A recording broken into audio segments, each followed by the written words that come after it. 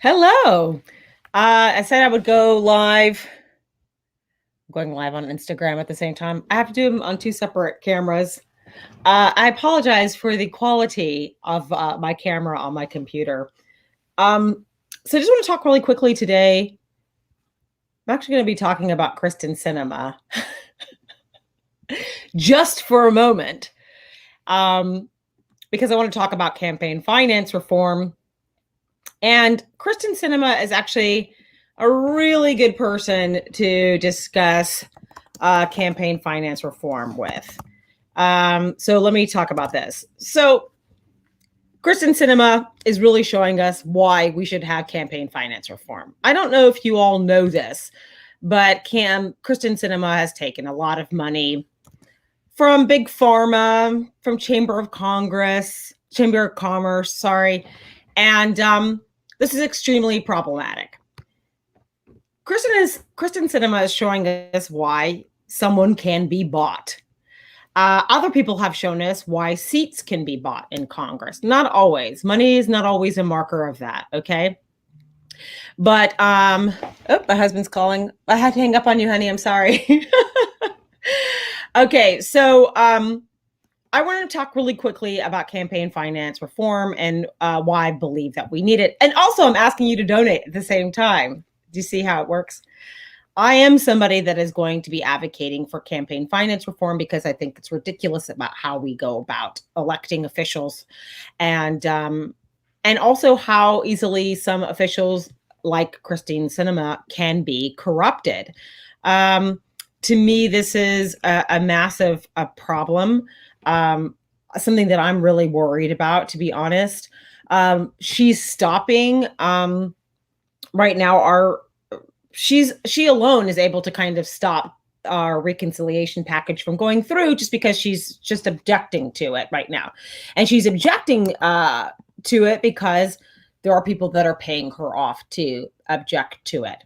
So our country has tried to reform our finances many times in our country because we knew this would always be a problem. This is why policy has been put forward to stop big money from flowing into politics. And of course, Citizens United changed all that in 2013. And by the way, if you can't hear me very well, let me know. I'm gonna actually put in a better headset than I have here. This will be a better headset. Because somebody online said I want to hear you better, so I'm going to do my best here. See if this is a little bit better. Okay, that should be a little bit better. So right now we have seen, for example, in one of our last elections, our local elections, there was a person that was running for attorney general, and she donated $8.4 million to her own campaign. This is something that we should not be able to do, because that just means that people that are multimillionaires are going to be able to fund their own campaigns, buy their own seats. It doesn't always work. And by the way, the person that gave themselves funded their campaign to the tune of $8.4 million did not win the election. Okay. But at the same time, we're seeing things like what's happening with Kyrsten Sinema is that she is getting donations from people, and she's able to stop legislation from happening because they are paying her to make it stop. And this, to me, is incredibly upsetting, and it's wrong, and it should not work this way at all. And one of the things that is probably the most depressing is when she was running for Congress, when she was running for the Senate, she was against big money flowing into politics, right? So by the way, this creates a situation where people are like, well, how can I trust anybody, right? They're going to say whatever they need to say to get into politics. And when they get there, they can easily change their mind. And that can be very upsetting. And I think that something that we should recognize that Kyrsten Sinema is also doing is that she's creating a situation where people just don't trust people who are in politics, right? And I will say that for me, running for office and having conversations with people, I've been really thrilled and very lucky about the type of support and the amount of support that I've gotten. But one of the main things that people tell me, besides me being one of the first people that they've ever talked to who's run for office, is they've said to me, Maya, I just got to be honest with you. I just don't really trust our government. I don't really trust anything will ever change. I don't trust anything will ever get done. And people like Kyrsten Sinema show you why people feel that way. Okay. It's different with Mitch McConnell, right? Mitch McConnell is like someone that's like, I don't want, if you are not wealthy, white, and donating to my campaign, I'm not going to care about you, right? Mitch McConnell has been completely upfront by the fact that he just literally does not care about people. Oh, he doesn't care, right? He does not care about people that are not wealthy white individuals that are donating to his campaign, right? But someone like Kyrsten Sinema came in. She's a bisexual woman. I'm a bisexual woman. And she's coming in and she's like, I'm going to do all this stuff. And then completely been bought out. And she's completely cozy with hard right Republicans. And she's taking money left and right. And she's blocking legislation, right? So she is a prime example of why people say, I cannot trust this process. I cannot trust what comes out of somebody's mouth. So I really understand that. Luckily, for me and for people that are supporting me and who have known me for years or known me for decades, they know I am somebody that has been pretty consistent on where I stand on policy, and that I've been pretty consistent about the things that I support and the people that I support.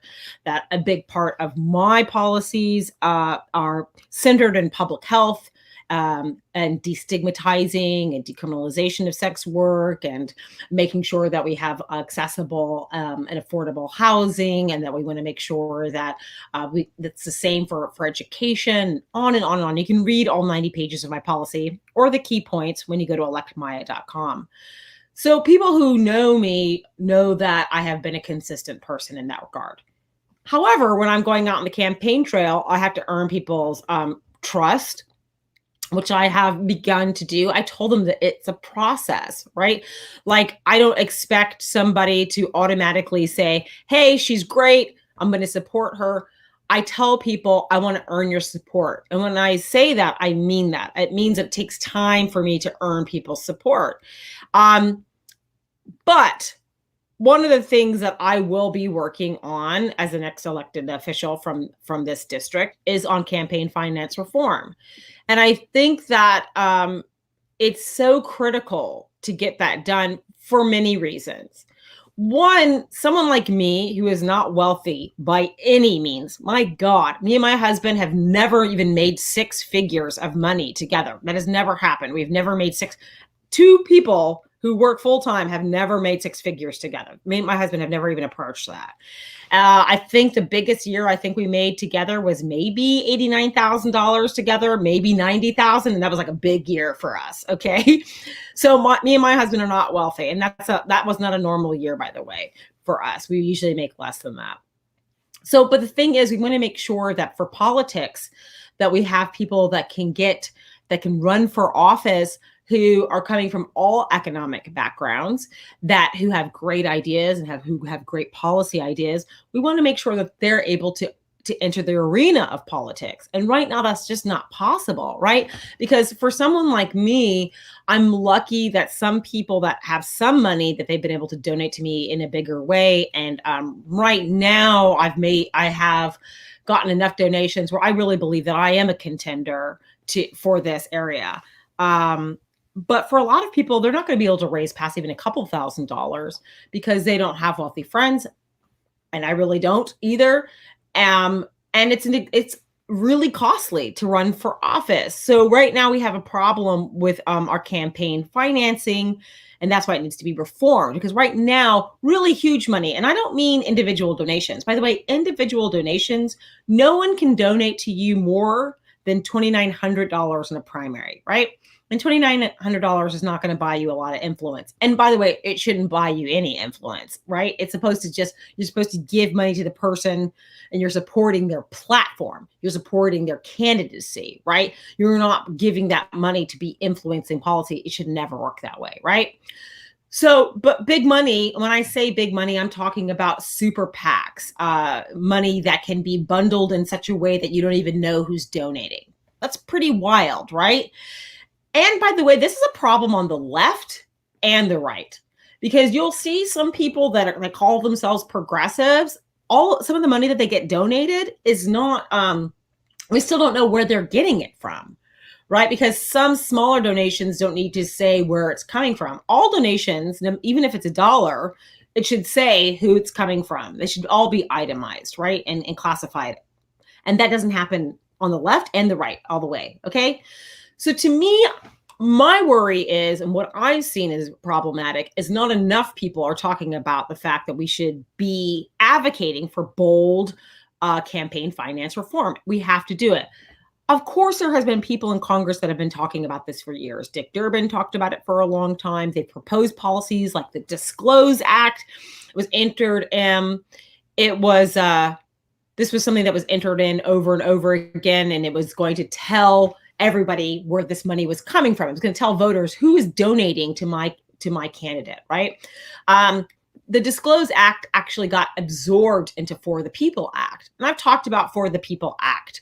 Oh, no, I'm sorry. Thanks. Oh, no, thank you for telling me the sound isn't working. All right. Tell me if the sound is working now on IG. Sorry about that. Oops. Okay. Send. There we go. It should be working now. I always have a little bit of technical issues. Okay. Let me know if the sound works better now. Sorry about that. And hopefully it's been working well here. Let me double check. Okay. So it's working fine on Twitter, but it was not. I'm going to drop out on IG and then go back again. Delete. Bear with me one moment because I'm going live on IG. Let's see, live. There we go. All right, sorry about that. So when talking about campaign finance reform, and then if you're on IG and you drop in, let me know how I sound.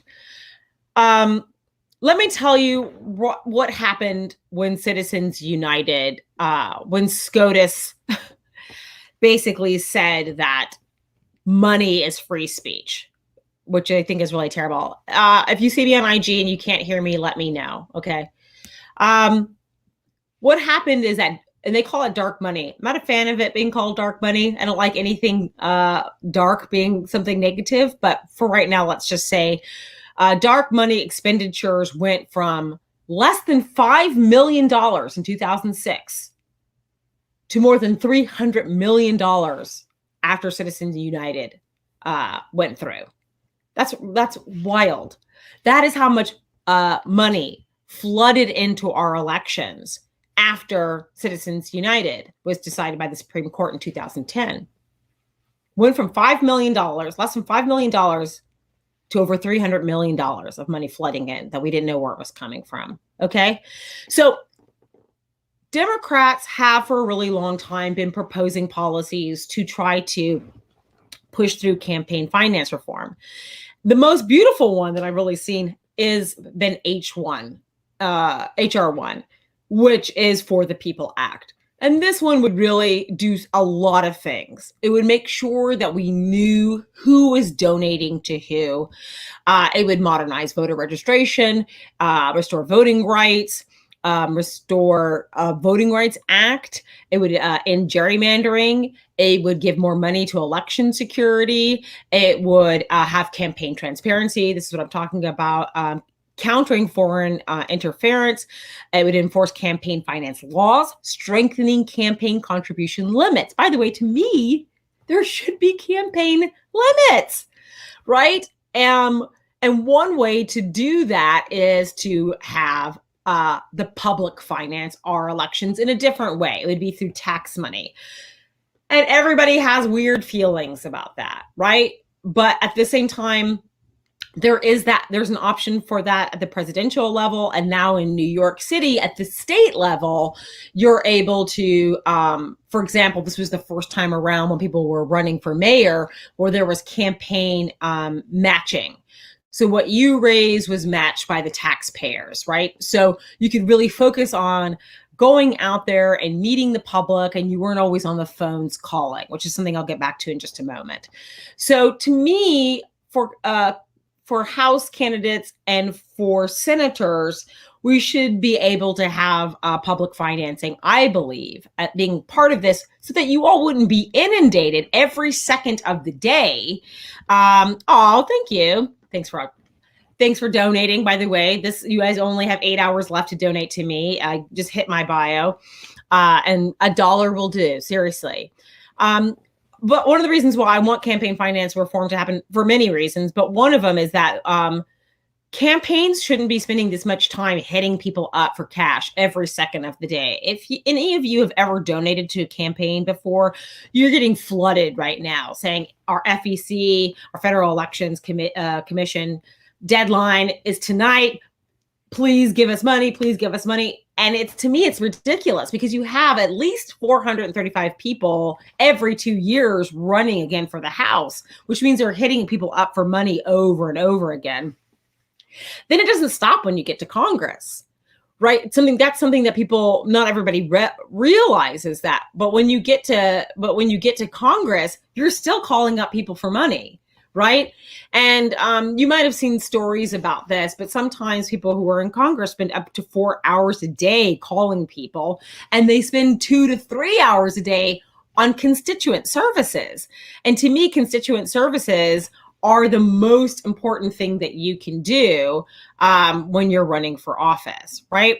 So, and that means that you're actually talking to your constituents. They're telling you an issue you have. You are trying to solve that issue.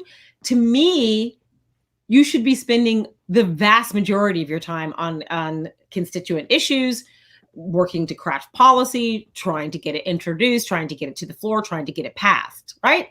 But if we're spending all of our time constantly raising money, this is a broken cycle. This is a broken system. And then you end up with people like Kyrsten Sinema, who is in office, getting bought and sold by people who have billions and billions of dollars to buy and sell her through super PACs and all these other things that they're doing.